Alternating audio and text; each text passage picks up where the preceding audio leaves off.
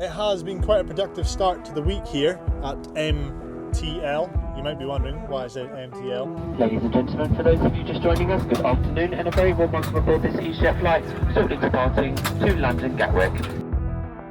We have rebranded the business. Tree work is something that we have always kind of dabbled in. I've made the conscious decision now to commit to going into that side of the business.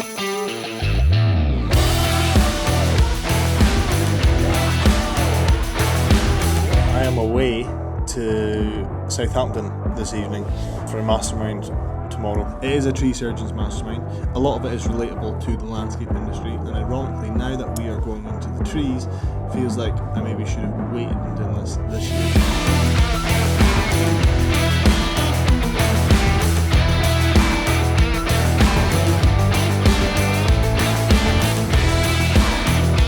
Are you a happy customer?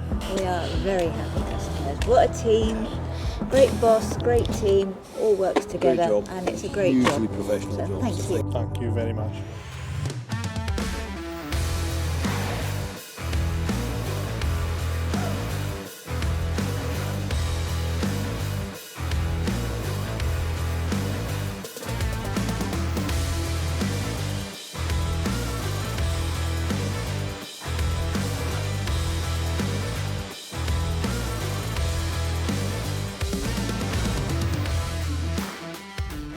Hello folks, how are we doing?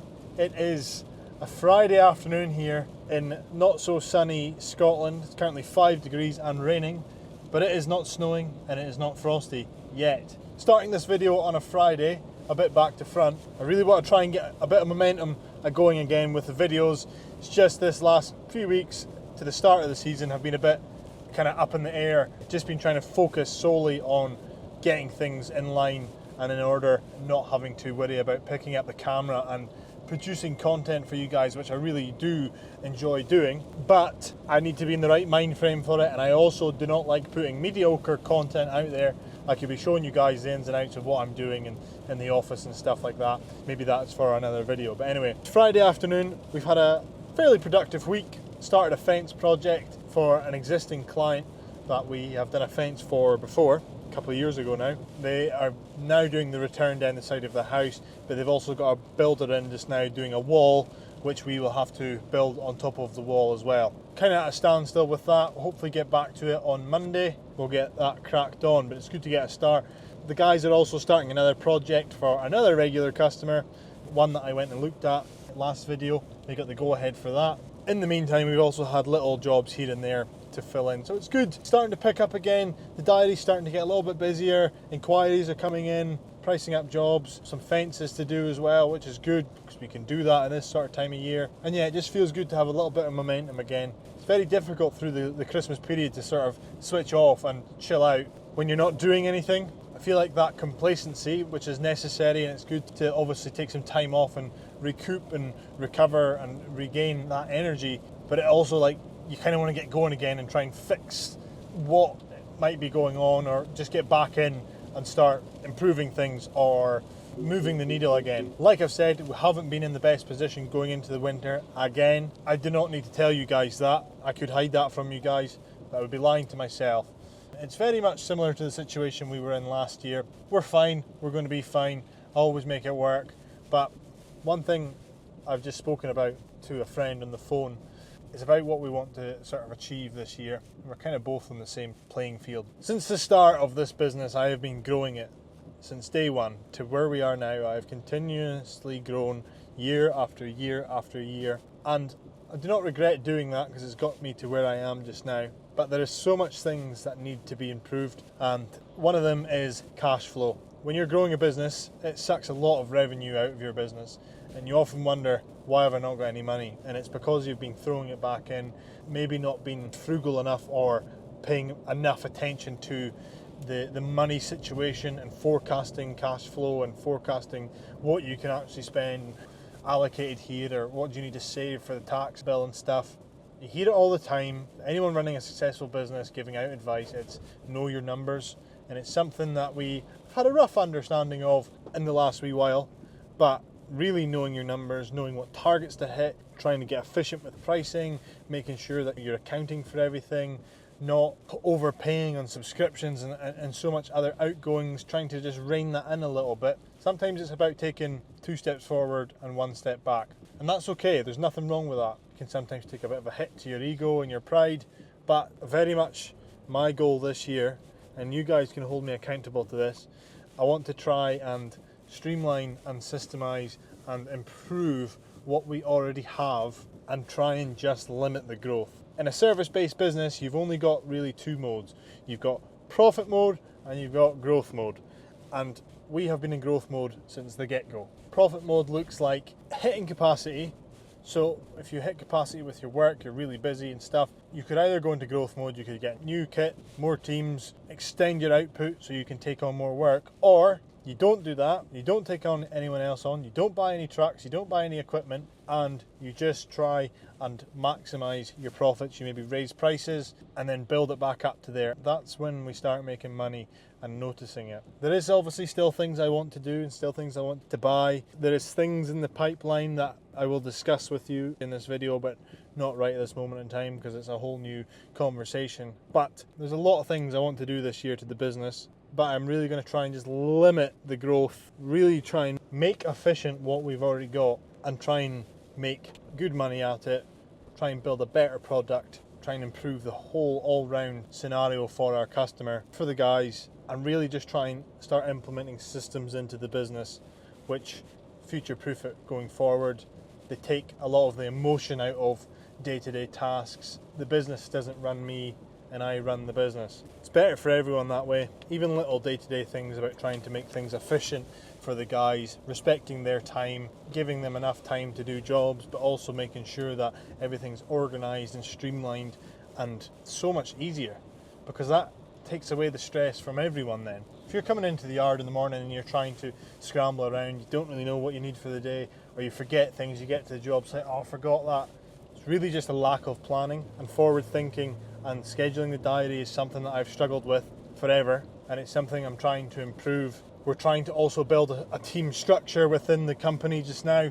Obviously we've only got quite a small team.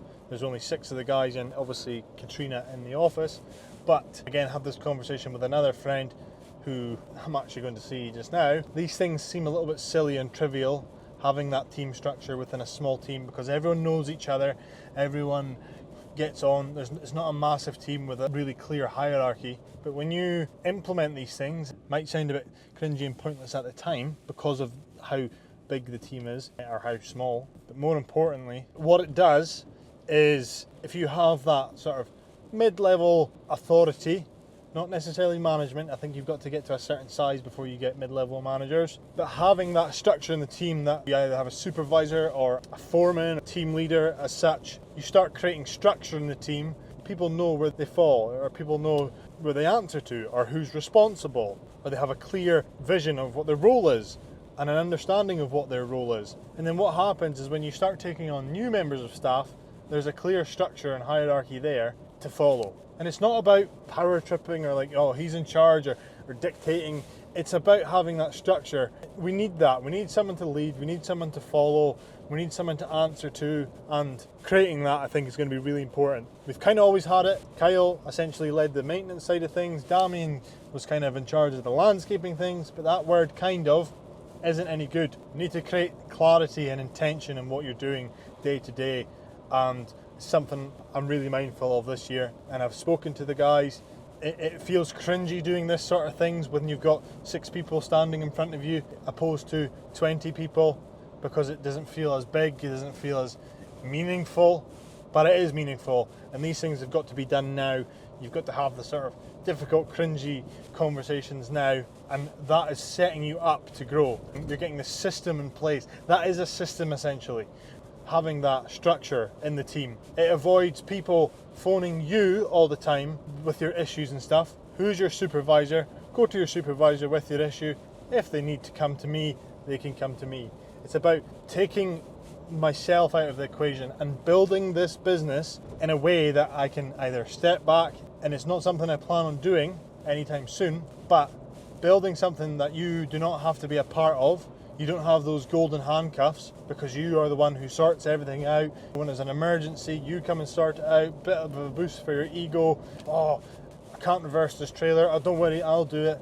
That's all good for your ego, but it does absolutely nothing for the growth and the future of the business. So whatever you're doing, if you want to try and build something meaningful and a business that doesn't really rely on you so much, build it in a place that it might not need you, or you can step back, you can go on holiday for a few weeks and not have to worry, because there's a system and a structure that looks after itself. And that's something that we're trying to do this year. What things look like in 6 months, I don't know. 6 months is a short time, but it's also quite a long time, and a lot can happen in that time.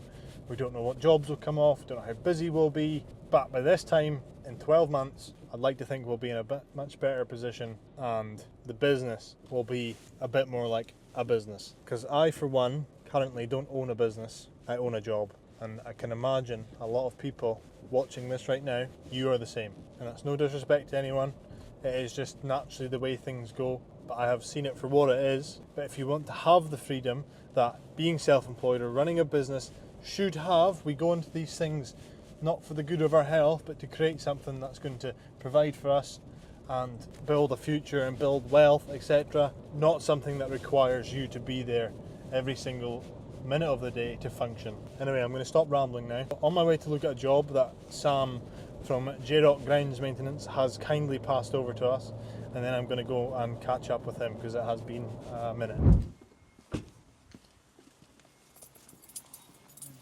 Hi mate! How's it going, dude? No bad. Cameraman.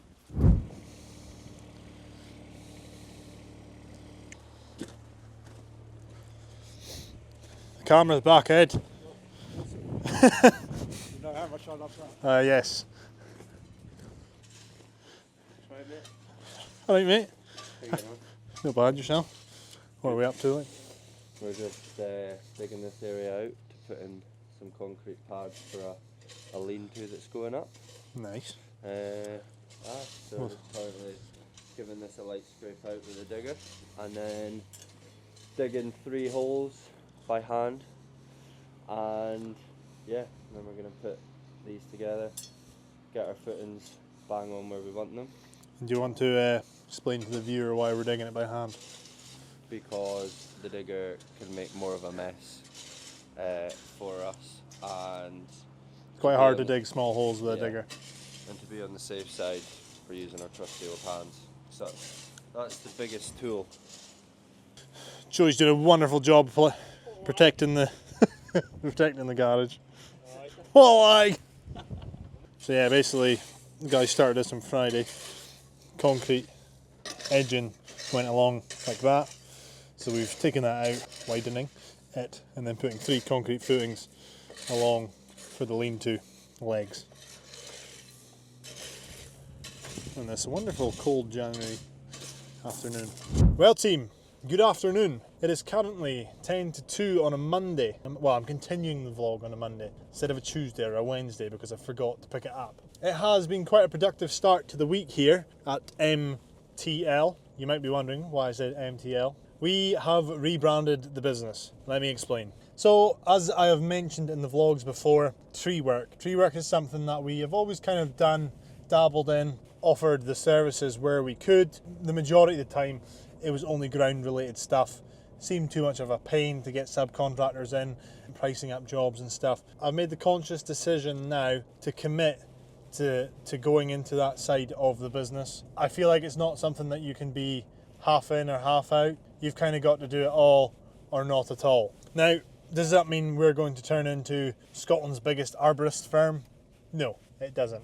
Maybe one day, you never know, but no, that's not what my vision is with that. Tree work has always appealed to me, but because of my lack of knowledge and experience in the tree industry, it's not something that we fully committed to doing. I haven't went through my climbing tickets. I don't know too much about dismantling and diseases in trees. I don't really have a wide knowledge of that. Obviously, I've got my ground tickets, I've got my wind blow tickets and big trees, so we can do that sort of stuff. But even then, I may have my ticket, it doesn't mean I have the experience to go and do it. However, that is a limiting belief and a mindset problem that I had to overcome. I've built the business to where it is so far, it almost feels like we're starting again because it's new. It's something different. It's a completely different industry altogether. There's so much that goes into tree work. It's so complex. It's so dangerous.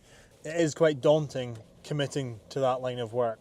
However, I've got to think about down the line. I've got to think 5 years, 10 years, 15 years time where the business could be, and trying to offer more for the clientele that we already have and upsell to the customers and expand the lifetime value of each customer. Because if we go in and cut their grass on a regular basis, if we trim their hedges once a year, if they get us in to do their fencing, their landscaping projects, tidy ups, whatever it may be, look around you, there's trees absolutely everywhere. We're in the highlands of Scotland. There's never going to be a shortage of tree work up here. There's quite a few tree surgeons around the area. Typically I'd normally pass work on to tree surgeons that we couldn't take on ourselves, but I think there's plenty of work to go around. And let's be real, I'm not going to be taking on massive dismantles that are going to need cranes and stuff anytime soon. I think that's the sort of thing that was stuck in my head. I compare myself to all these big guys doing major removals and tree surgery, typically down in cities and stuff where access is poor. But it doesn't mean you have to say yes to every single tree job that comes along. It's something that will build up over time with experience, with bringing in subcontractors, which I have been in touch with. I've had 2 or 3 subcontractors ironically get in touch, whether they've seen the videos or not. Within the space of 2 days, I had 2 tree climbers get in touch offering their subcontract services. So leaning on that experience is definitely what we need. I can't straight away resort to training up the guys that we've already got. Of course, some of the guys have got their chipper tickets. I'm the only one now since Kyle left who has their ground saw ticket. It does almost feel like we're starting from scratch, but it isn't necessarily the case. We've got a fully sort of functioning business around us. We've got other services that we offer. We have got the chipper, we have got the tipper, I've got the tipping trailer, we've got chainsaws, we've got the digger to move logs if necessary. We have more than a lot of people start out with, essentially. So, and it's not something that's completely new to me. I've also obviously done quite a bit of tree work anyway myself over the years, and hopefully we're now going to start offering more. So our new business name is Morrison Tree and Landscape. Now the reason I went for the rebrand is for the simple factor that, and I'm sure you guys will understand if you run businesses, if you do not have the word tree in your name, 9 times out of 10 people are not going to know that you do tree surgery or tree services. We were formerly Morrison Lawn and Landscape, started out doing grass cutting, gardening, lawn care. We haven't offered lawn care as a service for the last 2 years because simply there just isn't a market for it. There's so much moss and thatch in the area, however, there's just not a market and people don't want to spend money on their lawns. So again, that took me to rein myself in, put my ego aside and wanting to have to offer the complete all-round package to clients and just say, we actually don't do lawn care anymore.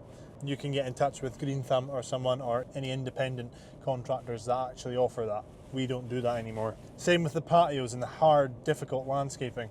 We don't do paving anymore, simply because we don't have the experience and the knowledge to go out and do that on a regular basis. We're trying to simplify what we do. I know, just wait.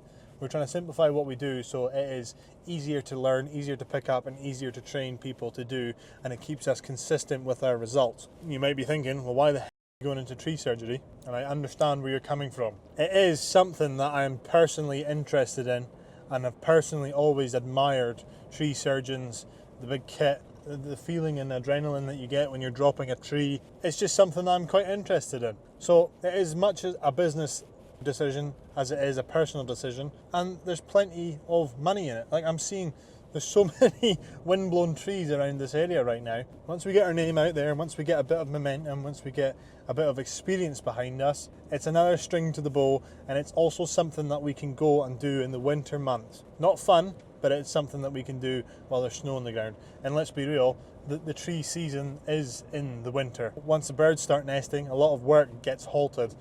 Morrison Tree and Landscape is our new business name. It is painful to have to change everything. The logo is staying the same. The name has changed to Morrison Tree and Landscape. One word has changed. I thought about Morrison Trees and Landscapes with an S at the end, but it doesn't quite fit with what our logo does already. So Morrison Tree and Landscape is what we are. And we have got so much branded stuff, all the PPE, my hats, my vehicles, the kit's got branding on it. We've got multiple sponsorships around the area that have all got branding on it. And it really, really annoys me that we have to go and change all that. I say it really annoys me. It really hindered me to have to go and change all that. But the sooner I did it, the less it's going to cost me. If I left it to 6 months' time, it's going to essentially cost me more because we're probably going to get more branded stuff. There's always stuff that we need to order and buy or brand. Like if you're a regular viewer of the vlog, you'll know my stance on branding. We need to brand everything, get our name out there, get the logo out there. It's something I've accepted that we're just going to have to phase out. I'm not going to get rid of all the uniform. 9 times out of 10, people aren't going to look at the name and go, well, you're not Morrison Lawn and Landscape. Once the uniform gets old and we need to refresh it, then we'll get new branded uniform and slowly phase it out. In talks with the signage company to get the vehicles done. Luckily, obviously all the branding is staying the same. The only thing that needs to change is the logos and the email address. That's all it is. All the livery and the colours can stay the same. But when you think in 2, 3, 4, 5 years' time, that's not going to be a problem. It's going to be past us, and you'll be like, oh, I'm glad I did that, because now people know that we are a company that offers tree services. If we had Morrison Lawn and Landscape, 9 times out of 10, unless your marketing was down to a T and you had your SEO sorted out and Google Ads and what have you, to say that you did tree services, it needs to be simple and easy for people to pick up. Christ, the amount of times that I've been asked about something, or like, oh, I didn't realise you did fencing. I didn't realise you did grass cutting. You've got to really be quite literal with some people. And because we haven't started off in tree care, our name isn't out there as someone who is in the tree industry. So this is a strategic change for the future of the business and the route that we're going to take. So what does this really mean? Most things are going to stay the same. We still want to have the maintenance as a big aspect, that reoccurring services. Oh, I'm getting a phone call from Adder. Hello. Hi Ben, it's Lauren from Adder. How are you doing? I'm alright, yourself, Lauren? Ideal. Brilliant. Well, I'll be in touch about that. Crack on with other things as well. Thanks, Lauren. Appreciate it. Cheers. You too. Bye-bye. Bye. So that was Lauren from Adder in the process of changing over our emails and our new domain for the business. And thinking that now, I announced on Facebook that we're changing our name, and I can imagine there would be some bugger out there who would want to go and steal the domain that we're going to get. But no, we've got it. Should think about these things in advance. So I can't remember where I took off. Oh God, here's Mole. Hi Mole. Hi Ben. No bad, you? Okay, I'm back. Interrupted by phones. So yeah, we still want to have maintenance as a big aspect. Having that reoccurring services, that reoccurring income is really important. It helps us maintain a relationship with customers. That we can also then upsell new services, other services such as tree work, landscaping, driveways, fencing, planting, whatever it may be, we can then upsell to that customer. So I think my kind of advice to anyone is to try and, in business, should I say, try and extend the lifetime value of our customer. If you're doing hard landscaping and just landscaping only, then the chances are you're going to come and do one-off project, and then that's going to be you for however many years, unless they have different phases or different elements of work. But let's be real, if you're doing a big project, chances are they want you in, and then that's it. You're going to have to then go and find another customer, and then you're going to have to build a new relationship, and that's okay. It's definitely possible, but I think what has benefited greatly is having the existing customers for the last number of years. You build up that clientele. You're never restarting. Of course, some people get you in once or twice and you never hear from them again. That is just part and parcel. But 9 times out of 10, people want that reoccurring, trustworthy contractor that they can rely on to come in and do their work. And the same goes for the customer. The customer's time is valuable too. They don't want to be reaching out to 10 different contractors to do similar jobs in the garden. If they can get one person that they trust to come in and do a whole aspect of work, then great. You've already built that relationship with the customer. They already trust you. They've already seen your work. You've already got rapport with them. It goes a long way. I'm really kind of happy with the customer base that we've got, and we've really made a conscious effort to try and do more for the customers that we already have. And even telling them that makes such a difference. We want to try and prioritize the customers that we've already got. We want to try and prioritize the diary to you guys, and it makes them feel a little bit more special. Some people see it for what it is. We're trying to upsell it. We're trying to increase our business, of course, but we're also trying to help and be that sort of go-to contractor for them. So yeah, it's quite exciting. It's adding another string to the bow. It's something different to go at, I guess, again, because we've already done it before. It's not like we're completely starting, but this is me committing to it now. I've already had a few inquiries through the door for tree work. I feel a bit more confident going into these things now because I've now got a contact for a couple of subbies. We've got the gear that I'm sure is going to quickly become, I don't know, outdated, or we're going to have to update. The chipper I've got works fine, but if it's doing regular work all the time, how long is it going to last? Equally, at the same time, this year I've told myself I want to try and just make some money, build up some cash reserves, just try and go into profit mode. So I'm going to have to try and really figure out how to navigate things, try and make do with what we've got just now. I am going to have to buy another chainsaw, I think. We've got two just now. The old Stihl 362 is a little bit tired, so I'm probably going to have to replace that with a slightly bigger saw as well. So we've got a couple of varieties. There's still going to be things to invest in, but this year, let's just try and make some money. Doesn't mean we're not going to buy anything at all, but it's going to be like really considered, like, can we essentially afford this? Do we need it right now? Can we hire instead? I hate hiring things, but can we go and hire it to save the initial outlay and investment and just be a little bit more strategic with things? So yeah, it's quite exciting. It's change, it's something different. It just feels like we're making a sort of step forward in the business and in what we're doing. Yeah, been a great start to the Monday. The guys are obviously back up at that job site. They were putting posts in a fence job we started last week. Another contractor is building a wall and we're putting the fence on top of the wall. We've just today put the posts in for the fence on top of the wall, and hopefully tomorrow we'll get that all tied up. So Craig is back at the yard getting everything set up, looked out for that, getting the materials to site ready to go tomorrow once the posts have gone off, and that's quite good. We're never really that prepared for jobs, and I really want to try and really hone in on the business aspect of things this year. Systems, organisation. If we get a job in the diary, we're going to ideally get all the materials to site at the start of the job, so it's all there. There's no running back and forth, nip to the yard or nip to the merchants, time wasting, trying to be a bit more efficient with things, be more organised. Okay, first day we go to site, we're bringing all the materials with us where possible. Start being more efficient and essentially then more profitable. Talking about pricing as well, we had a quite quiet start to January, and I've mentioned this before. When you've got mouths to feed and you don't essentially have the work to go and feed them, it is difficult and it's quite stressful. Equally, being really busy is stressful too. However, I'd rather be too busy than not busy enough.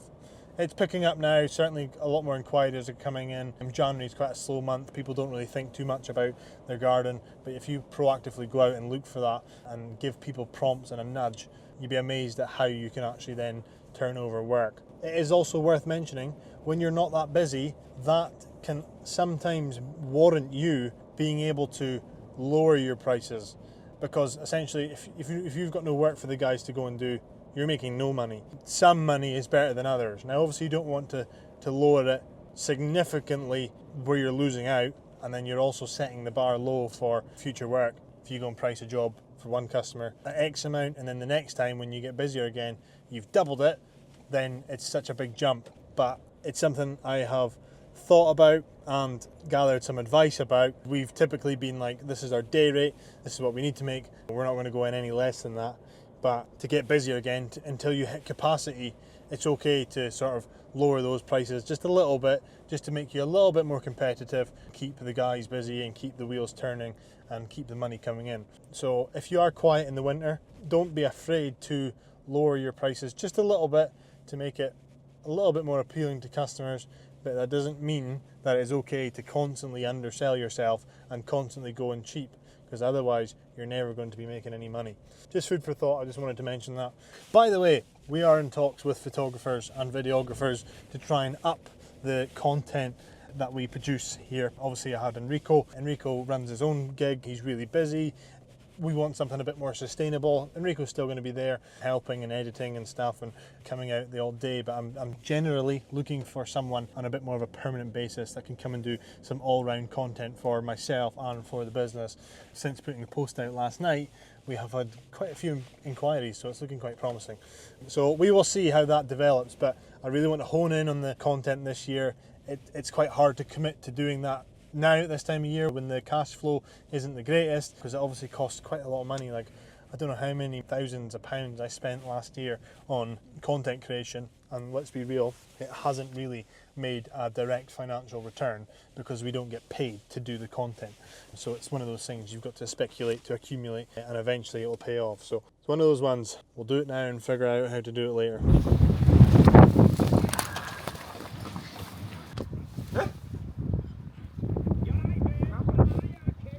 Oh, it's you!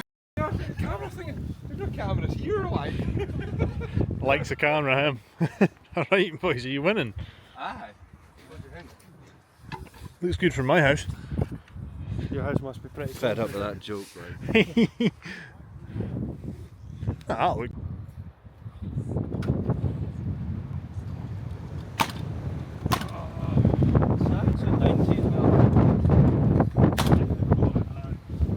Right then, guys, Tuesday, and I tell you what, it is cold. It is really, I can't feel my face and my hands. I do feel for the guys out working just now, but it could always be worse. It could be chucking it down with rain or snow. So yeah, it is certainly important to wrap up warm in this weather, but it will soon be summer. We might get like a day or two of nice weather, and we will be laughing at everyone who works inside. Everyone says to me, do you do any work anymore? Do you do any work?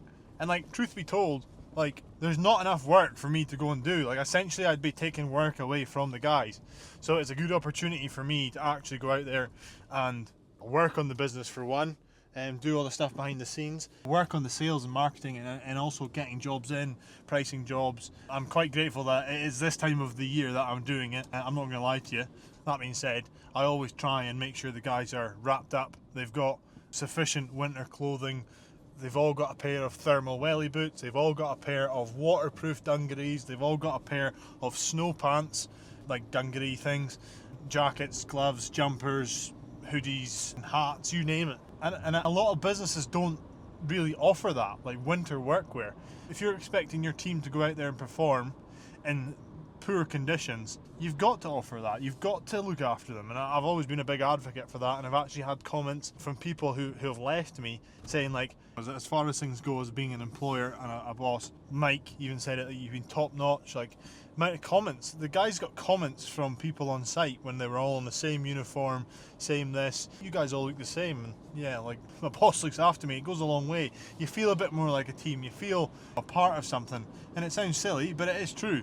And we look the part because we stand out. We're in high-vis orange, don't get me wrong, high-vis can seem a bit tacky sometimes, but this Port West stuff is really quite good. It's got the chevrons, it's not just like a plain old high-vis top. We've all got the same trousers, they've all got the same boots, the same hoodies, the same jackets, the same branding. It goes a long way, and it's cost quite a lot of money to do that over the time, but I think it is really important.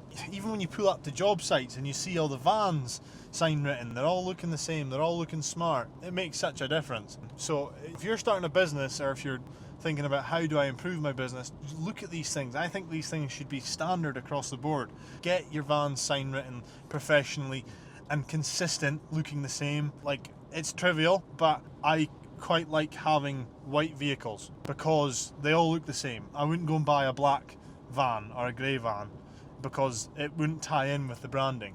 White vehicles, the same branding, they've all got the same bonnets, they've all got the same livery and decals and what have you. It does go a long way. The amount of people that say, oh, I've seen your vans around, I've seen your vans, and it's like, well, thanks, they're actually doing their job. That is the whole point, they're supposed to be seen. Definitely helped us considerably. The guys are taking the vans home at nights. Some people don't really agree with that. Yeah, of course, maybe it doesn't weigh up the fuel and stuff that it costs, but that is an incentive for the guys to take the vans home. Frees up some space in the yard, and also they're being seen in Aviemore, they're seen in Carbridge. Wherever the guys stay, it's important. So as you can see, the fence that the guys are doing just now, been a project that we started last week. It's coming together really nice. I wasn't quite sure how it was going to work with the wall. Obviously Callum and Liam are building the wall. They've built the wall now.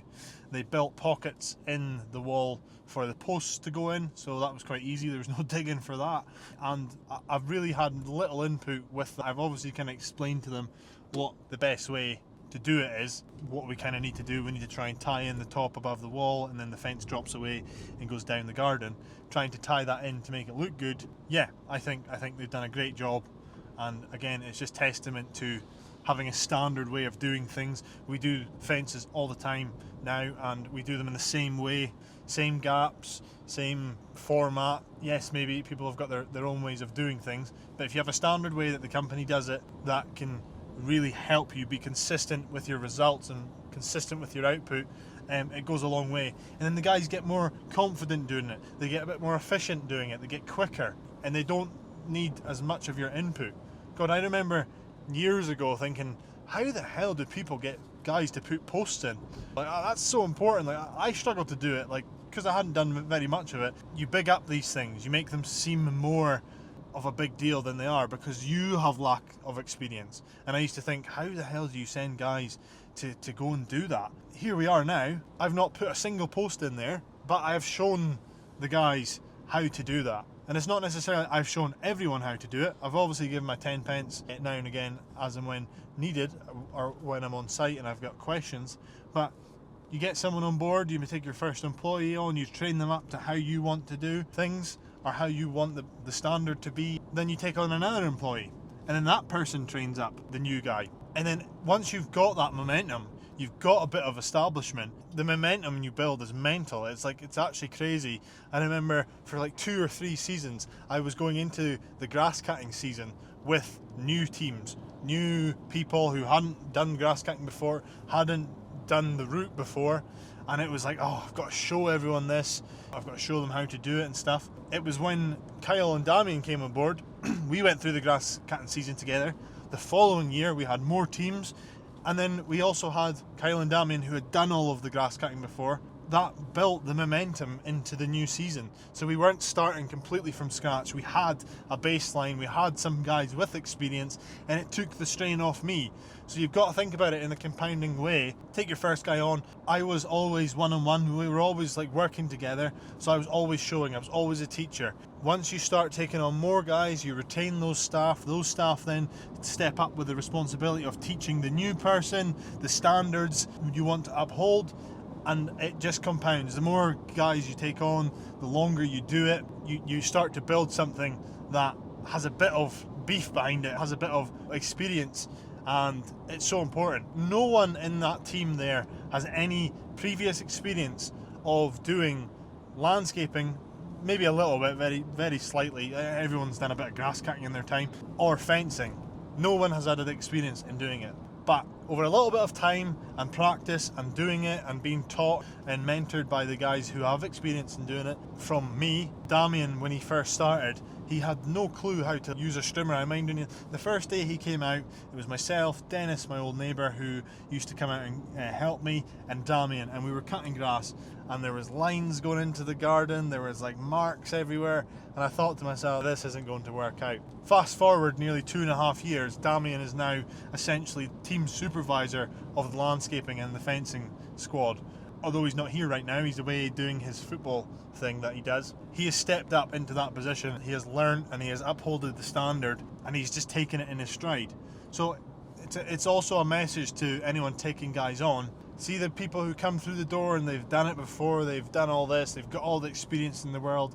You'll often find that they're never that great, because majority of the time they talk the talk but they can't walk it, and then they have these habits that are ingrained in them about how they do it, and then you're trying to teach them how your business does it, and there's a bit of a clash in that. Sometimes taking someone on who's keen, eager, committed and dedicated to learning goes way further than someone who has been there and done it, from my personal experience, and I know the experience of a lot of people I've spoken to.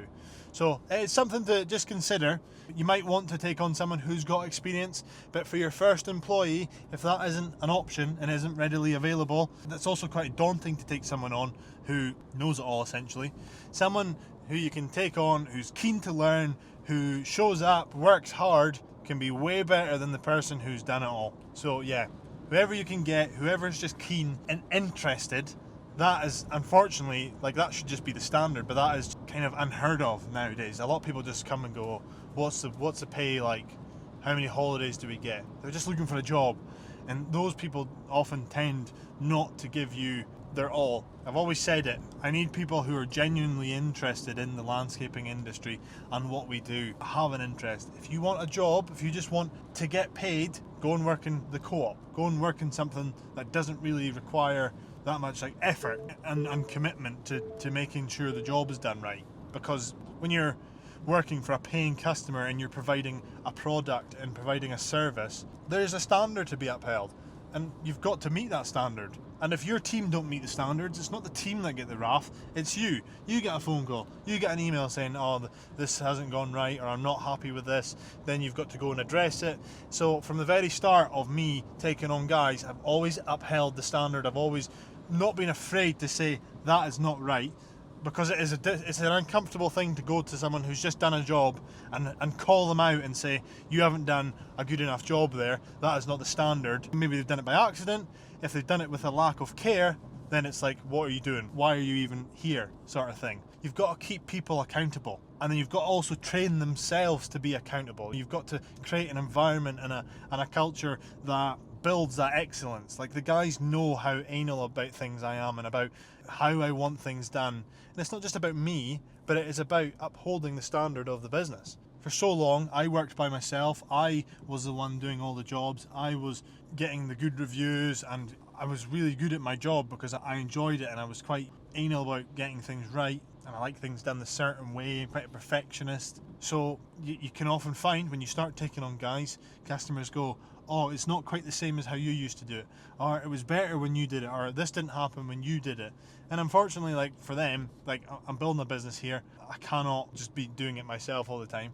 But it's also a turning point for you to go and say, well, I need to actually uphold the standard here, I need to make it better, I need to drive that into the team, I need to set standards for them, I need to set goals for them, build the goalposts essentially. Otherwise it's just a bit of a free-for-all. So leadership and like being a boss is so much more than just going, you do that, you do this, blah blah blah. There's so much involved in it, and I feel like a lot of people are just bosses and they're not actually leaders, and I want to be a leader. Do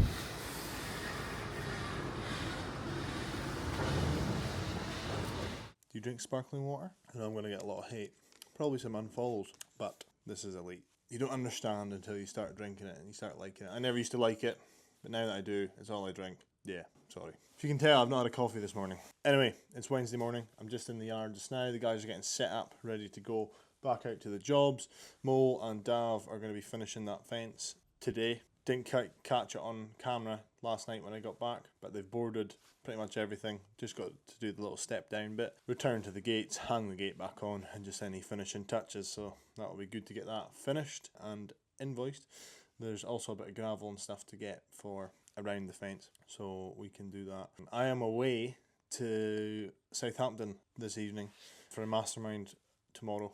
If you've been following the channel for a while, you'll know I have been a part of this Mastermind for the last year. So this is the last one that's kind of a part of this course that I've paid for. So yeah, thought I'd make the effort to go down this time. It's been difficult to get down to these things. Just bear in mind, if you are ever going to do a Mastermind or a reoccurring regular one, be mindful of the journeys, because you pay X amount for that, but then you've got to pay flights, accommodation, time off. So it's been quite an expensive year in that department. It's been beneficial. I have learned quite a bit. When you're spending a significant amount of money, you always kind of question the value for money. But it's done now. I'm probably going to stay on a sort of retainer, which is a small fee per month, just to be a part of the group and the WhatsApp group and stuff. And then we can also go to the events by themselves. It is a tree surgeons mastermind. A lot of it is relatable to the landscape industry, and ironically, now that we are going into the trees, feels like I maybe should have waited and done this year, because there's going to be a lot to learn about that. I've got a few podcasts and stuff lined up this year. I've been meaning to kind of step up the content game this year and get myself out there a bit more and sort of tell my story. So I've got a couple podcasts lined up for that. We've also been in touch with a videographer local to me who's looking for some employment. I did put the message out there asking if there's anyone out there who would be keen, trying to bring that in-house, which would hopefully work out to be better than sort of freelancing and subcontracting that out, because when you're paying for someone self-employed or a business to do it consistently, it does kind of add up. Doesn't mean we won't be working with Enrico. Enrico will still be there, and he will be helping now and again, pointing us in direction and helping us and setting things up, and possibly still editing. I don't know, but I need to move on that pretty soon. He's looking for employment, which is good. It's just obviously something to be mindful of, being a non-fee earner and being an employed and taking a wage, which is no different to what I did last year, paying Enrico a monthly bill. It's just one of those things. You've got to have a certain amount of bodies out there generating revenue before you have non-fee earners not generating any revenue. So it might mean I set back into the tools a little bit, which I don't mind doing as and when is needed and it's right. Just want to make sure that balance isn't off, because then we'd have Katrina in the office, then we'd have me if I'm not out on the tools. I don't necessarily pay myself a wage, but it's income, it's revenue missed if I'm not out there generating. And then also the videographer. So that's 3 wages that aren't generating any revenue for the business, and you've got to be mindful of, can the business sustain that? That's why it's also important to watch with mid-level management, not jump into that too soon. Make sure the business is profitable first, because if you've got 3 managers and 3 guys out in the tools, it just doesn't make sense. You know what I mean? And I do hear a lot of that, like, oh, I've got my general manager, but you've got like 4 guys, and then if you had to pay yourself a wage, would the business be profitable? My flight is at 4 o'clock today from Inverness, so I've got the morning and early afternoon to get things sorted. It's always a good exercise for the guys when I'm away, passing on the responsibility, and I'm not here, so you guys crack on. But equally, this time of year, it's not that busy, so just trying to fill the diary. I've got hedge reduction to do tomorrow. I've been doing a lot of quoting this week and looking at jobs, a few tree jobs as well, which is exciting. So it is starting to pick up again. And again, it's like anything, when you don't have it, you really appreciate it when it comes in. So when work starts to come in and jobs start to come in, you're like, wow, this is really good. So yeah, hopefully things are turning for the better. I'm not sure what the weather's going to do. I'm not sure if there's going to be snow on the ground anytime soon. But we're just going to take it day by day, year by year. I've got a tax bill to pay this week, and I've got wages to pay this week. What else? And obviously a heap of suppliers and stuff like that. So yeah, January, good fun. Guys, why is the fence a different colour? Oh, two-tone. So the guys have pretty much finished this element of the fence. I think it looks pretty good, if I'm honest, and the client is pretty happy too. Testament to the guys. I've given my sort of, 10 pence and opinions on things, on how they should be done, but I haven't touched a nail gun, double shovel, haven't put any posts in. This has been the team, so yeah, again, we've done a few fences now, but it's a pretty sort of proud moment to be able to come and say, we've done this, and not have to be there to achieve it. I don't have to be on site to achieve it all the time. So yeah, client's happy. It's how they envisioned, it's how they wanted it to work. We've come in level along the wall, and then it steps down and down the rest of the garden. So we actually did phase 1 of this fence a couple of years ago now, and then this is the second phase, and then when they're ready, they're going to get us back in to do the rest of the fence. Perfect example of maintaining that relationship with customers, doing a good job, and they'll have you back. It's been a good project to kick off. We have got a little bit more work to do behind the fence next to the garage to sort of bring the gravel around, tie that up, a bit of sleeper work, a bit of retaining work, a bit of digging. So that's going to keep the guys busy tomorrow while I am away down south. I'm going to be flying out of Inverness in the next few hours, so I better go and get some stuff organised for my absence.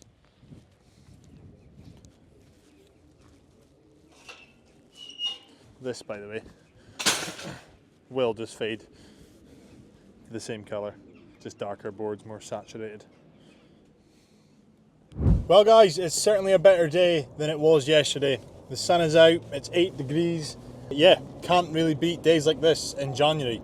So I'm off now, I'm on my way to the airport, flying down to Gatwick tonight, and then I'm getting picked up by Tom, my good friend from down south. You may have seen in some of the vlogs, especially the Grounds Fest vlog. He's going to pick me up, and then we're heading down to Southampton. Cannot fly direct to Southampton from Inverness for some reason. Yeah, going down to the Mastermind event. There's a guest speaker coming in to talk about AI and how to utilise it in its sort of best form, because I'm sure as you business owners, and just generally everyone knows what kind of AI is now, but what it is going to do to the industry, to business, to life, to the world is scary, and it's happening at a rapid pace. So trying to just stay ahead of that and trying to utilise it to your best advantage to make sure we do not get left behind in the dark ages. Again, Mole and Dove have done a great job of that fence. It's been a collective effort from the majority of the team, but Mole and Dove have done that themselves.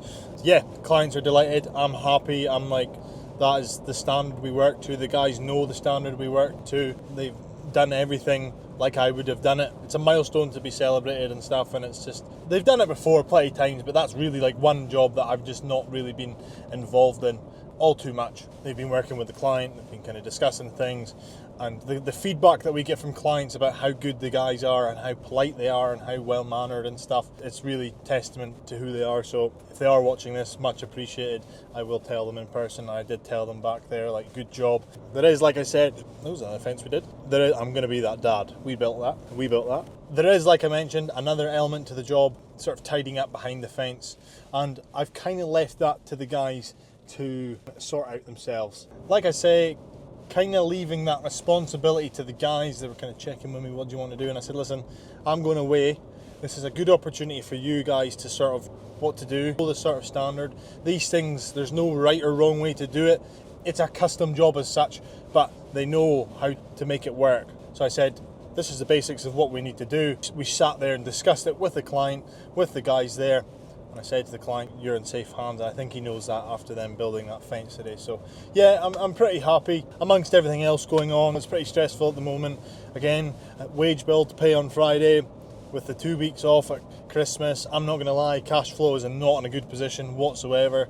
We always make it work. We'll be able to get the bill in for that fence, which will help. It's not so much the wages that are the issue, it's my tax bill as well that I've got to pay for the 2024-25 year end, and this is the deadline to pay it. Friday will be when it is due, so just one of those things. Work is picking up again though. We are getting more inquiries through. I've just got to go ahead for a job that we can crack on with next week. We've got some fences in the pipeline, they've been priced. We've got one to do that we're waiting for clarity from the homeowner about where they want it exactly, about height and stuff like that. Bit of a grey area about if you can have a 6-foot fence against a pavement and then a road. So that's kind of frustrating because it's one we can go and do. We've already got the deposit. I said to them, is that I'm conscious that we've got a deposit from you guys. We'd like to come and get it done. So just as soon as you've got the green light, let us know and we'll be there. So yeah, it's one of those things we can start turning around work a lot quicker now.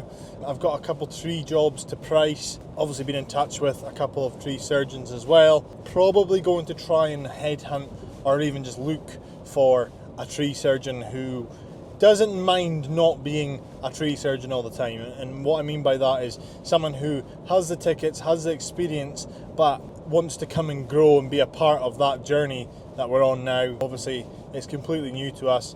I know we're coming out of the season of tree work, but even if we do then still rely on a subcontractor to come in, we've got one sort of core person there who does the trees and then can be the second climber, the aerial rescue guy on the ground. So yeah, again, the trees are going to be a bit of a slow burner. We'll build up a bit more experience over time, and then hopefully that can be a good string to the bow. But I know it's a completely different industry in its own. It is exciting and it is daunting at the same time, but it does feel quite good. January's always a bit of a slog. We're coming out the end of it now. Let's get going again. We're finding a bit of momentum now. Kyle's obviously left us now, so the team are kind of finding themselves and maybe stepping up into that sort of role that Kyle has left. Everything feels quite good at the moment, and I'm grateful for that. We've got a good little team. Things could always be worse, and I'm quite excited to see what the year brings. So anyway, I'm going to chop on because I need to get to the airport. Ladies and gentlemen, for those of you just joining us, good afternoon and a very warm welcome aboard this EasyJet flight, shortly departing to London Gatwick.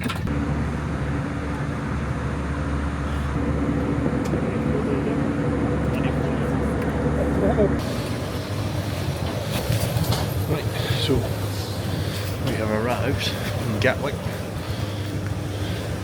Nice short flight, 15 minutes ahead of schedule. It's about 5:30. Here we are. Just left the airport. I have no idea which way it's supposed to be going. I think this is the right way. Jumped in the taxi, 17 quid to the Premier Inn, yeah, whatever, standard, probably a 10-minute drive. It's over there. Taxi got in, he's like, it's just over there if you want to walk. I'm like, well, how much is it going to be? He says 17 quid, so I'm being a tight arse. I'm in no rush, time to lose, so I'm walking. My first time solo flying down to England, funnily enough, was to buy my first van. Very first van. My cousin who was working down this way helped me get it. 17 or 18, can't remember. And I'd only ever been on the plane once or twice to and from Paris with the school. And the second time ever was by myself. Booked the ticket the night before, flew down to, it was either this, Gatwick or Heathrow, I can't remember, and got picked up from the airport by the guys who worked for my cousin, some fencing contractors. They drove me to Milton Keynes. I then got the van from the guy who was selling it. One guy drove with me to Manchester, or just outside Manchester, where I met my cousin, and then, yeah, we drove home. So that was a journey in itself. I'd never driven a van before. First time driving a van on a motorway. Yeah, it was some experience. It doesn't sound like a big deal, but when you're not very well travelled, I feel like I'm being watched. Very well travelled, these things are a bit of a big deal. It can be a little bit scary sometimes. But that in itself, me jumping in the deep end, just going down, out of my comfort zone, driving the van for the very first time, jumping onto a motorway, 5-lane motorway for the very first time. That was an experience in itself. So, little story from about, what will I be now, 5 years ago when I got my very first van. And here we are now. Again, I don't travel a lot, but quite like jumping on a plane, short trips, by yourself. It gets you kind of out of your comfort zone. It gets you more comfortable being by yourself and doing these things. So I've spotted the Premier Inn. No idea where I'm going to eat. And no idea where I am, quite frankly, but this is also the beauty of a place that you don't know. I don't give a f who's watching me right now. Unfortunately, it's not quite the same at home. And I guess if a lot of people were here, that's just a whole new level of, yeah, confidence. So the only way to get over it is just to do it. Do it nervous, do it anxious, just do it. Oh, we've upgraded from the van. I was like, is that Tom? Almost dead.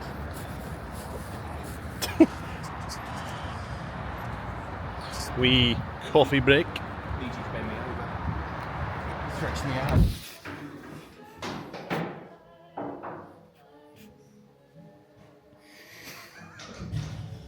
Sweet. Okay, so who are your best customers? Which are the most profitable? Which are the most pleasurable? Why did they choose you? Where are they located? We can add more and more into this, and you get better and better, or closer and closer, sorry, to your ideal customer. Who's your ideal customer? Right then, folks, it's Friday and I'm back in beautiful Scotland. I'm not going to say sunny Scotland today because it is far from it. Anyway, worthwhile trip down to Southend. It was very insightful. Kim talked a lot about the use of AI in business, how to sort of utilise that going forward, because like I said, AI is here to stay and it's moving at a rapid pace. And actually, it's such a really good tool to use, and I'm sure a lot of you will use like ChatGPT and other things, but using it in a business sense saves so much time and in return money. How much it actually costs to run a business nowadays, wherever you can save, is definitely something to consider. Could have probably attended that one by Zoom, mainly because it was mainly PowerPoint based as opposed to sort of masterminding, but insightful nonetheless. I've got another couple things lined up in the near future.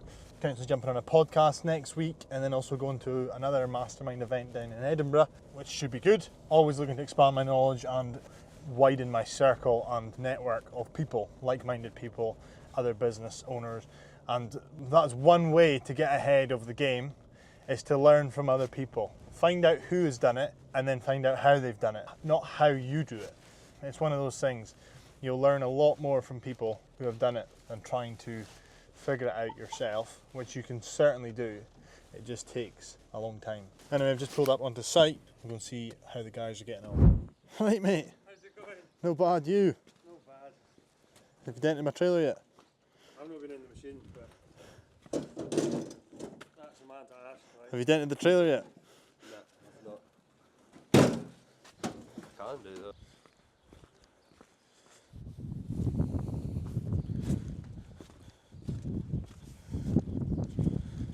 Bit of a fantastic person that's done it is a guy called Ben Morrison. Morrison Lawn Landscape. So he's a landscaper up in Scotland, where he's got like a really small area that obviously there's less population than, say, London or Milton Keynes, but he's just built this like brand on the internet, and like he's constantly got work. So he's a guy that's done it really, really well. Brilliant. I was made aware of Jack's recent podcast on Hort Week, and he mentioned that he gave me a little shout out. So I've just listened to it. First of all, appreciate the shout out, Jack. Big fan of yourself as well and what you're doing and what you are sharing out there. If you are in the industry, you probably know Jack from Cut Crew. He shares the Behind the Blade. That's his series on YouTube, where he shares the behind the scenes of the grounds maintenance industry. He's largely more sports turf maintenance, as opposed to us being landscaping and stuff. A really transparent insight to what it actually takes to grow and run. And if you guys follow Jack, you'll know just how hard he actually works. Silly hours, long days. A hard worker, and what he's building is pretty cool. And the fact that he's sharing it on social media as well. Again, the ins and outs, the negative, the bad side, the reality, as well as the good side, I think is really important, especially in a world that's so artificial. Kind of what we're trying to do as well. And like I was talking about the AI training day that we were on, it's really beneficial because AI is here. It is here to stay. That's why in this day and age, having content that is relatable and raw footage, raw content, minimal editing. Of course, these well edited, put together videos and films are cool, but from a perspective of this, the transparency that I share in running and growing this business is what people like, and I guess is what people come and watch these vlogs for. The reality is it is really difficult to do what we're doing.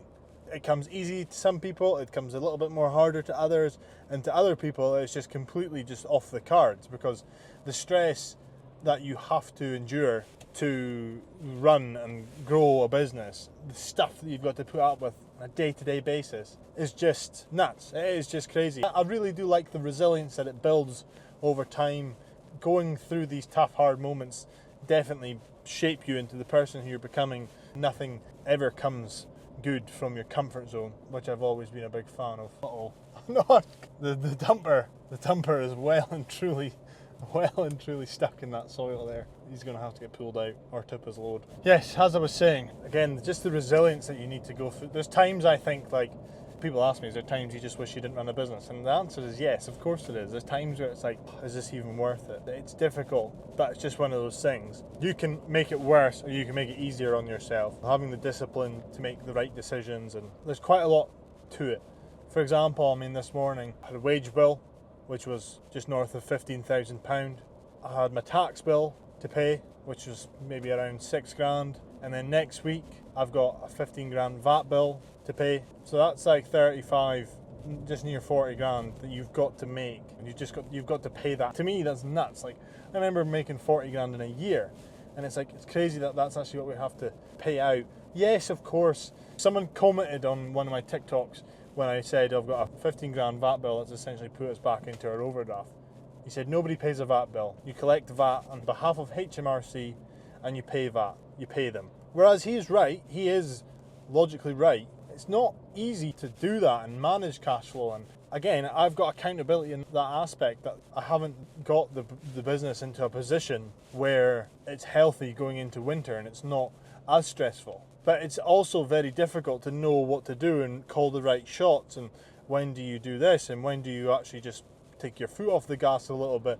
The yard, for example, like I've mentioned, I'm not making any excuses for what the position we're in, but like the yard that we moved into in April has cost thousands and thousands and thousands and thousands of pounds to develop through the year. Now I could have just paid the rent on that yard, slowly chipped away at it, but one, we need the space because we don't have enough space in the yard we're currently in. Two, I'll be paying rent for no reason if we're not utilising that space. Three, I've just been going for it. I've just been gung-ho, like let's get this done, whatever it costs. But yeah, I wonder where the money has gone and why we are going into winter with little to no cash reserves. And I don't have to share these things with you. And a lot of businesses are in the same position, but they don't share these things, which is understandable. It doesn't mean that every business out there needs to go and say, oh, we've got no money, etc.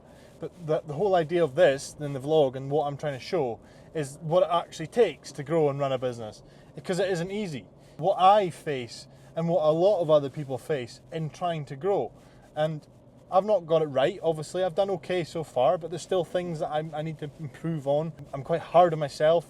I guess I've achieved what a lot of people want to achieve, but there's always the next thing. There's always something to improve. And for me this year, it is the business side of things. It is efficiency, it is the culture, it is the runnings of the business, the systems, the processes that make it run and kind of sustain itself without you needing to be there. Now obviously we're moving into the tree side of work, and that in itself is a whole new realm.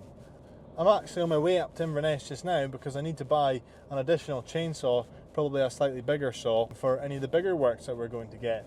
So when you're trying to save money, I'm trying to go into profit mode this year, but I'm also trying to go into that realm of the business, trying to restrain yourself from like, yeah, let's improve this, let's buy this piece of equipment. We've got kind of fundamentally everything we need, but there's our specific stuff that would certainly benefit the growth of that element of the business. And then do you take on a member of staff, then you've got to try and find work for them, and then you've got to keep them busy, and then you're committed to them through the winter.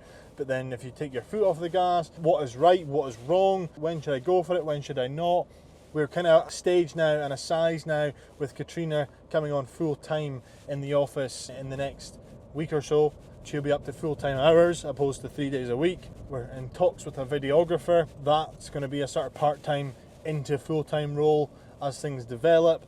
So as much as I'm trying to take my foot off the gas this year, you've kind of got to build the momentum and keep the momentum going a little bit, which I don't mind doing, but I just want it to be sustainable and a little bit less cash enduring as it was last year. It cost a lot. Like my highest wage bill last year, one of the months was £20,000. You've got to turn over £20,000 of work before you even pay anything else, just to pay the guys' wages. Of course, doable. We had months we were turning over 50,000 quid, and it's like, it's all relevant. Yes, we've used materials and stuff like that, and overall I think we're running around a 30 to 35% net profit margin, which is pretty good for the size of business that we are. It's really good actually. But then, yeah, I wonder where the money's going, but it's because I've been reinvesting it and just throwing it back into the business, which is necessary, but it's also, you've got to have that balance of like, I need these reserves in the bank, I need a cushion there, I need money for a rainy day, and it's very difficult to find that balance and like rein yourself in and like just calm down a minute. I'm very impulsive, I want this, I want like, there's a wood chipper there. I need a wood chipper, I need a track wood chipper. I don't really need it, but if we go into more ARB specific work and that chipper that we've got is getting used every day, how long is it going to last? The wee Timberwolf, it's a 2007.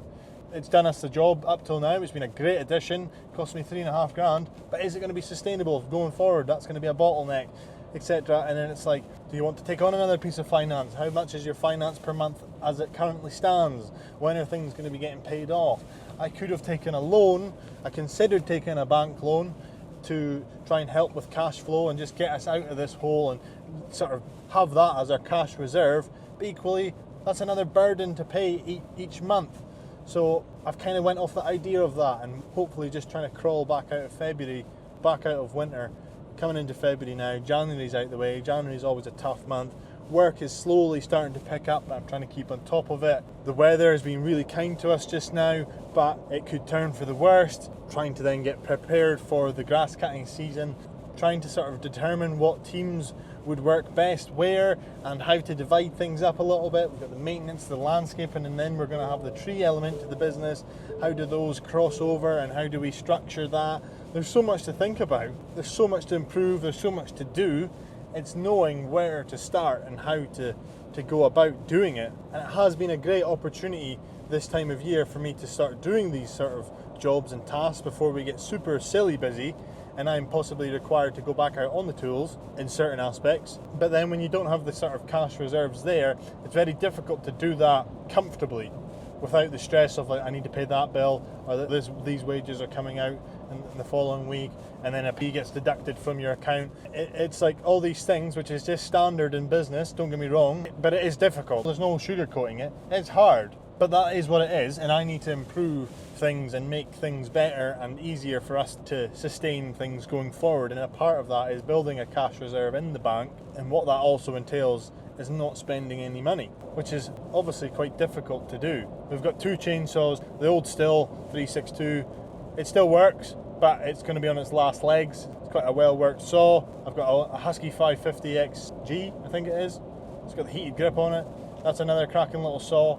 But then when the still goes, and then I've just got the Husky, you need a backup saw and you need a slightly bigger saw, and I don't want that to be a bottleneck if we're on tree jobs trying to make that work and delve into that side of things. A backup saw and a bigger saw for bigger stuff has certainly been a bottleneck for us. Having a bigger bar, of course I could just get a bigger bar for the saws that we've already got, a bigger, more powerful saw to add to the fleet. Yeah, I think it's a necessary buy, because we have got a little bit of tree work in the pipeline, and again, you cannot offer tree services and tree work if you're not equipped to do so. So it's just food for thought, difficult to get right. Obviously in touch with the videographer as well, trying to really hone in on this side of work as well, try and improve the videos for you guys. I've got big plans and ambitions for the social media side of things, but also the business has obviously got to take priority, because if I don't have the business, I've got nothing to show you guys, and I've got nothing to sort of document my journey in. So this is just the reality of it, and this is what I'm showing you guys, and I hope you guys do see the benefit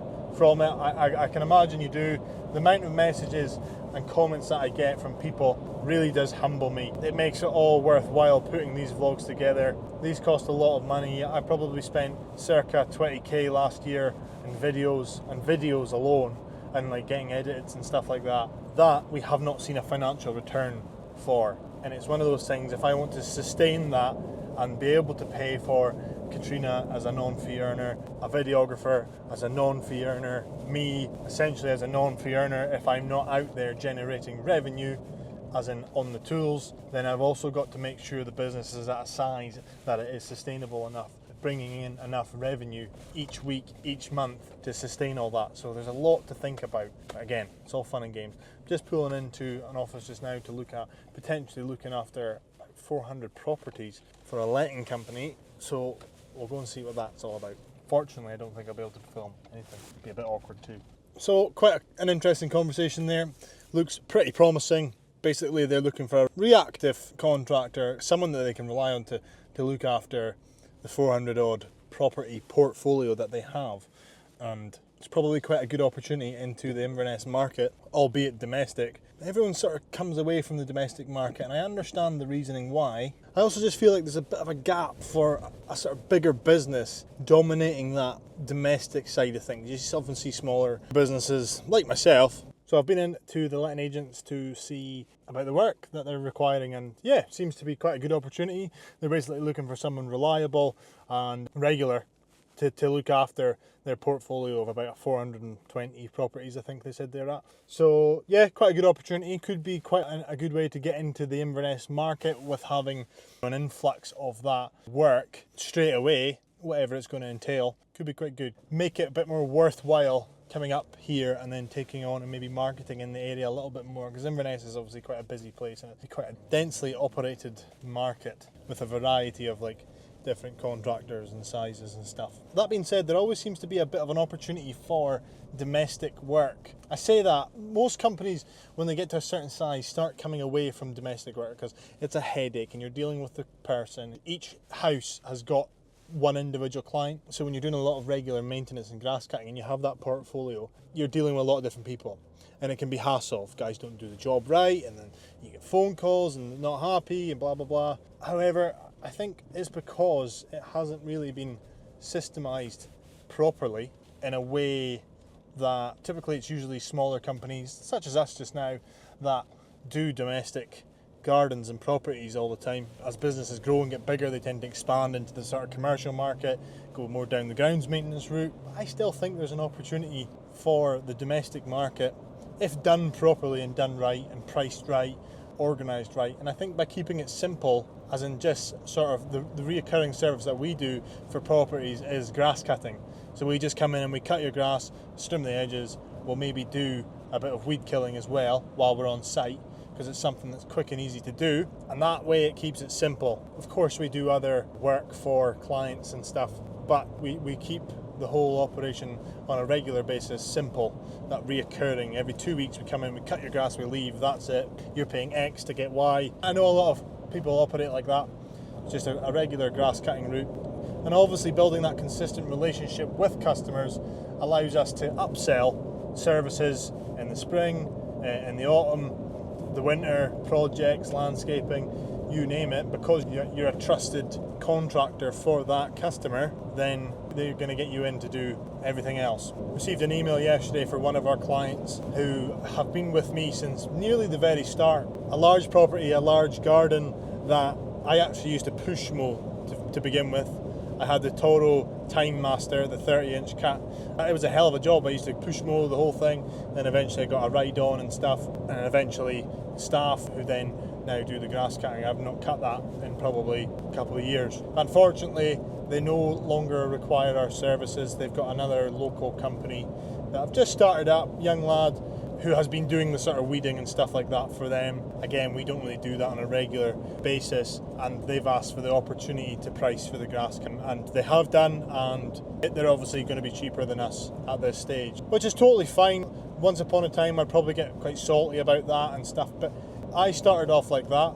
I started off small, trying to grow something, make something meaningful, getting customers like slightly bigger properties, and at the end of the day it's just business. They said, obviously, we really appreciate, we've loved working with you for the last few years. They've been a part of the journey as much as anyone else because they've been there, they've seen it, they've been quite fond. I've been one of those customers who you can instantly get on with when you see them, and they said we will continue to watch you grow and thrive as you've done so far. So I really appreciated that. Said to them, listen, no problem, completely understand. They're on a monthly direct debit starting from January to December. The payments have been taken for January, and it now will be taken for February.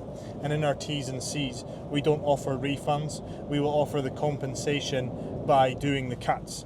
So if you've paid us 200 quid and it's £50 a cut, we'll give you 4 cuts, if that makes sense. But because they're a long-standing customer, I put that aside. We haven't actually done any work for them this year, so I've said on this occasion I'm happy to give you the refund due to you being such a long-standing loyal customer, and not to burn that bridge. There's no point ending an assault and taking the money for no reason. The T's and C's are there for a reason. It's to try and tie the customer into us. Just transparency. Of course, it's one of those things. It's just not wasting time for us. We then commit to you to offering that service. You start paying in January and you finish paying in December. So at the start of the season, we essentially owe the customer. Towards the end of the season, they then owe us because they're catching up. Once we've stopped grass cutting, they're still paying their monthly payments whilst we've done the work for the year, essentially. So it's quite a good way to spread the cash flow. We get an influx of cash every month through the off season. It seems like you're not making much money in the summer because, again, you're out there actually doing the work and you're getting the same amount of money in, but it's reoccurring. It's a good way to level out your cash flow, not having that peaks and troughs that is so easy to fall into. It's been quite a good way for us to, again, retain the client. They don't think about these things. We just become another line item on the bank statement. They get the service provided and we get an easy payment. We send a reoccurring automated invoice. So they get an invoice after every month. After every monthly installment, they get invoiced. And then we don't have to chase, they don't have to go into their bank and pay it and stuff. Because if you've got quite a big portfolio of clients, it's a lot to invoice out every either fortnight or month, however you would do it. Obviously, some customers do not go into that direct debit. Some customers are commercial and don't operate that way. They get invoiced after every month or whatever. Some clients I just bill at the end of the year because the price is that sort of low. We'll just let that tally up and then just send them a bill at the end of the year. There's a risk to doing so as well. You might continue all those services and then they might not pay. So it's something to weigh up. They might not pay you after you've done 15 cuts throughout the year. But we've never really had any issues when it comes to payment and stuff. So it's just little things like that I've learned from other people, other businesses, that reoccurring model where you're getting regular income from a client rather than going and doing £1,000, £2,000, £3,000 job and then never seeing them ever again. Having that foot in the door with regular visits, regular grass cutting, we come and look after your lawn through the summer, and then come the autumn time we can upsell leaf clearing, hedge trimming, tree work, landscaping, fencing, whatever you want to do. The lifetime value of your customer is really important. And that's something that we spoke about yesterday at the training day. Something to think about for you guys out there. Anyway, I went in and I bought the Husqvarna 572 XP, I think it is, with an 18-inch bar, and I also got a 24-inch bar as well. We don't do an awful lot of big stuff, but there's been times where we've been blocking decent sized trees or needed that bigger bar, and also having that backup saw too. But I've also got some other bits and pieces, wedges and stuff. You could go on forever, but I'm just going to slowly build up that sort of side of things, make sure we've got the proper kit as we do jobs, learn what we need, what we can improve on. And again, it's for me accepting that this is going to be a very sort of slow start to that industry. Again, you don't know what you don't know, so until I expand my knowledge on that, it's back to learning again, back to being humble, faking it till you make it to a certain degree, saying yes and figuring out how to do it later to a certain degree, but also just stepping back and going, I don't actually know, I'm going to go and find out, I'm going to ask someone who does know, I'm going to get the experience in and learn from that experience. I don't want to be the best person in my team at cutting down trees, because I am not. I want someone to come in and teach me. I want someone to join the team who can pass on their knowledge to me, to the team. And I literally just had a conversation with the guy, the lettings there, and he said the same about being the bottleneck, being the go-to guy to do everything. Any issues came, he would get a phone call. Soon realised that if he's not here, the business doesn't operate. So it's about delegating and putting the systems in place so that you don't become the bottleneck of your own business. This is why I'm so big on systems. I talk about it all the time now, because I've realised, hang on a minute, if I actually fall ill tomorrow, if I go into a coma for whatever reason, would the business actually operate by itself without me there? And the answer is probably not. Right in this point in time, probably not. So it's something that happens over time. You can't just do it overnight. It's about slowly implementing and building systems into the business so it takes you out of the equation.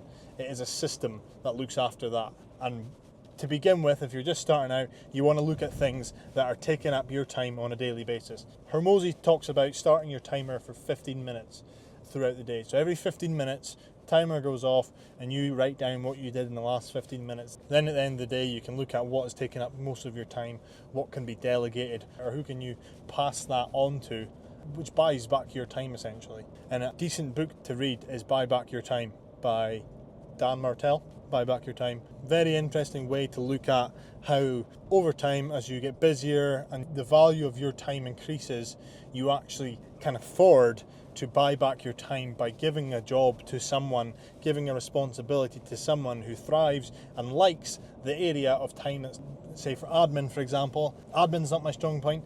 Admin isn't what's going to push the business forward as my role, so I've delegated that. Operationally, and this is something I learned from the mastermind I was on with Daniel Priestley, he said that the high value task is going and getting the £10,000 job, the £5,000 project. That is the high value task. The low value task is completing that job. And that little bit of clarity and going, actually, you're right, because we think, all right, going and doing the job is a high value task, but actually, if you don't have the job to do, you don't have anything. So going out there and securing jobs, building relationships with customers, pricing jobs is the importance for me right now.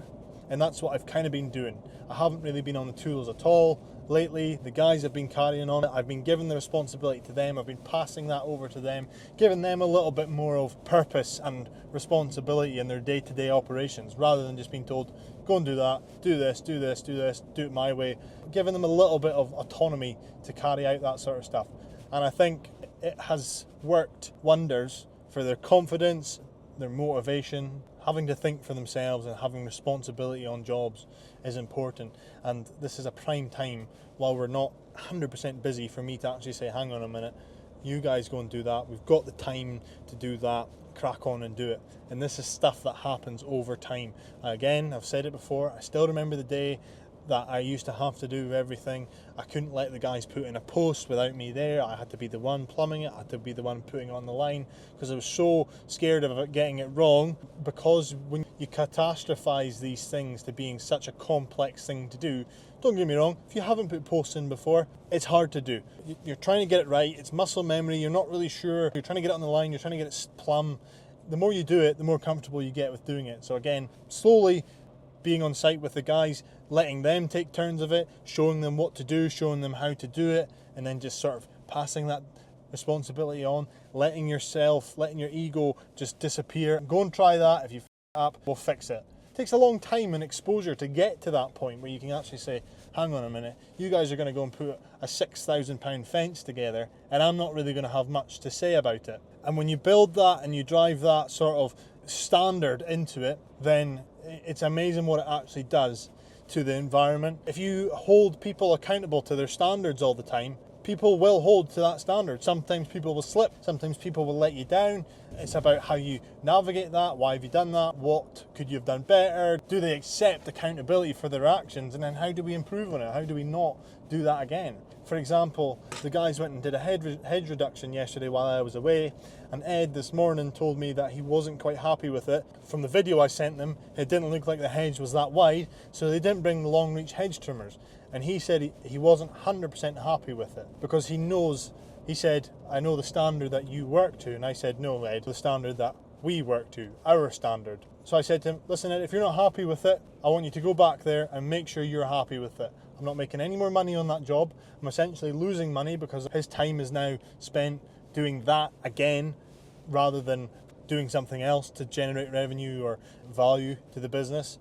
But it's upholding that standard. And if I just said to him, nah, it's actually all right, just leave it, it's fine, customer's happy, then you're letting that guard down, you're dropping that standard and you're not setting the example. Whereas if you said and made a point of it, Ed held his hands up, he said, I should have taken the long reach hedge trimmers. And I actually really appreciate him coming back to me and saying, do you know what, I'm not actually 100% happy with that, Ben. I think it would be best if we went back and fixed it. And he held his hands up and said, it's my bad for not bringing the hedge trimmer. And that I appreciate more than going, yeah, it's all fine. Then getting a phone call from the client going, actually, Ben, I'm not happy with this job. It's been left a little bit scruffy. Then that looks bad. So it's one of those things. Yes, it's costing me money right now for him to go back there and redo that. But it's a lesson learned. It's hindsight. Hindsight's a wonderful thing. Hopefully we'll then have a delighted customer by the end of it. And Ed has worked to a high standard, he's upheld that high standard, and he'll feel good about the job that he's just went and completed. And I can't stress enough that you've got to be the thorn in people's side for a certain amount of time to uphold that standard. You cannot let things slip. You cannot let things get to a point where it's weeks down the line from the last time they annoyed you or the last time they did something wrong. If they do something wrong, if they do something out of line, if they do something out with the standard of your company or the ethos or just in general, you've got to nail it then and there. You've got to address it then and there. You've got to have the uncomfortable confrontation. And a lot of people struggle with confrontation. I'm not that great. But respect is earned when you're just straight to the point with people. And I've said this to the guys many times before. I cannot be arsed with bull. I don't want any animosity between the teams. If one complains about the other team or he did this or he did that, I says if you're not happy with something then and there, you address it then and there.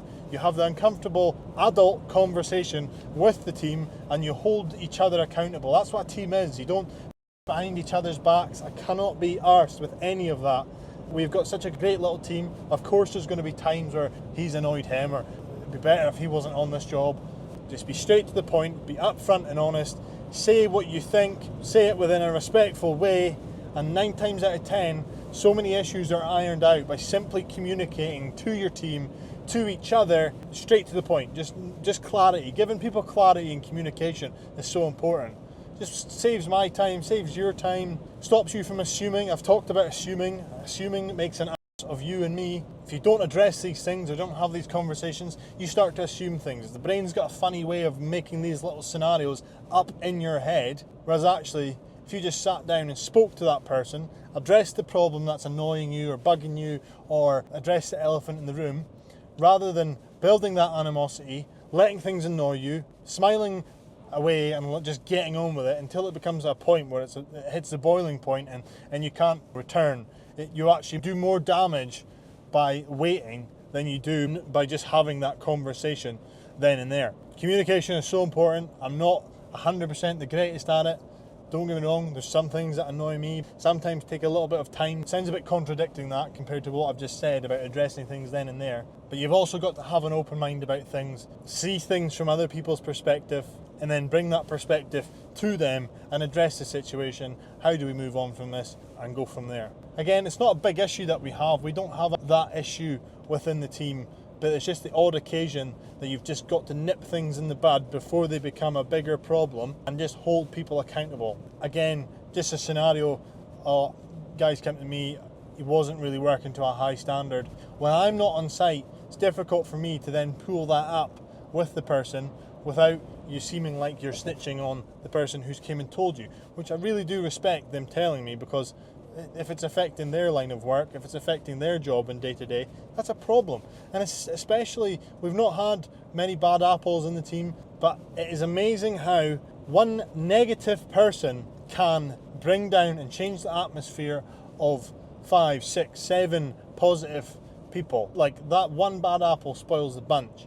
And again, I wouldn't be telling you this if this is aimed at anyone specific. We don't have that, but I have seen it before in earlier days, and also in other teams as well. And I can see it from the outside in, that you are actually you might be really good at your job. Gary Vee says this, you might be the best ever, right? Your best employee. But if you are bringing the rest of the team down, you've got to go, because it's just not a good way to be. So again, it's about taking that emotion out of it and actually having the business head to go, actually, you're not a good fit for this team, you've got to go. And it's something that I'm mindful of going forward, because we've got such a good little team that we've built up over time. I don't want anyone to come into it who is going to spoil that, or I don't want anyone who's within it already to spoil that. And that, to me, is about what is being a leader. Not being afraid to call things out for what they are, calling people out on their bullshit. You have every right to call me out on my bullshit. Well, I always tell the team, listen, if you're not happy with something, you need to address it. You come and see me. You don't build it up. You don't let it annoy you. You don't come to work in a mood all the time.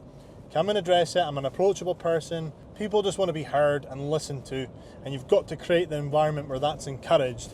Otherwise, if you don't, people hold it in, they build that resentment, they build that anger, and before you know it, it's too late. I hear more often than not about don't employ people, it's a nightmare, this, that, the next thing. And I know it is hard, it's difficult. You're dealing with different personalities every day. But when you create something and you create the parameters and you set the goalposts for a successful team to grow in, it can certainly make your life easier. And if you're genuinely just a quite decent human being, firm but fair, it certainly benefited me. I am a good person. I look after my team, probably more so than other people think I should, but that's just kind of the person I am. And if it gets thrown back in my face, I'm not going to change who I am for that reason. And it's just one of those things, you're always going to get people that bring you down, bring your team down, that are just generally quite negative to be around. And it is a very difficult and discomforting conversation to have when you say, actually, you're being a bad egg right now. What is the problem? Why are we being like this? Is there anything that we can do to help that situation? So, but again, it's all about having difficult conversations with people. I'm not great at it. I'm certainly better than I was. I tend to go on a tangent, as you can see, but it's important to just check in with your people regularly to see how they are, see how they're feeling, see if there's anything that needs addressed before it becomes too late. And again, I promise I'm not referring to anything specific. If anyone's out there trying to go, oh, which one of his team members do, like, I'm not. It's just generally that my experience through time of employing people, it's not an easy thing to do. And one thing I've never wanted to have happen to me is people go home to their family or their friends and say, my boss is a. And I guess there is also a fine line between being a friend and an employer, and it's a line that has got to be respected by me and by the team. Anyway, it's 3:30 on a Friday afternoon. I'm going to get back. I'm hopefully going to wash this thing because it's absolutely caked in salt. Yeah, I'll see you back at the yard. Landscape. This is a bogus Ben. This is Lawn Landscape. I know, we're all bogus. You look like Morrison Lawn Landscape. Tree landscape now, actually. Get it right. Great. You all look the same, which is great. Are we sorted? Finished? Looks really nice. Is it? Don't trust your judgment. Yeah, I'll Kit Kat. No thanks. Oh, you got Twix. Nope. Oh, aye. What a difference, eh? I know. It's amazing what the wee clean down does, eh?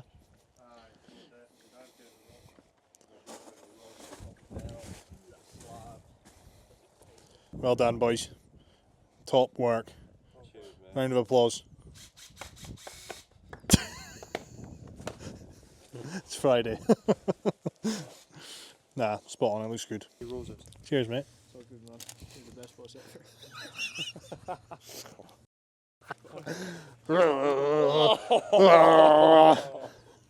Should we take this? You're the best boss ever. I know I am, Joe. Thanks. Dad, Thanks, you can mate. hold the flowers. I'll chat with Donna. She's got a lovely thing. She's got a lovely thing. Brown nosers.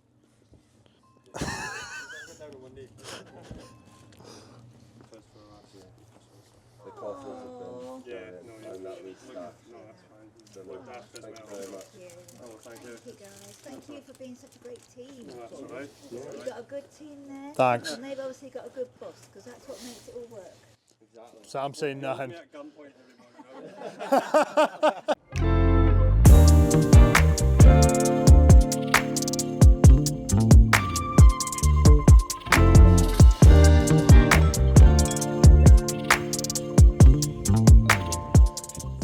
Are you a happy customer? We are very happy customers. What a team. Great boss, great team, all works together and it's a great job. Professional So job. thank you. Thank you very much.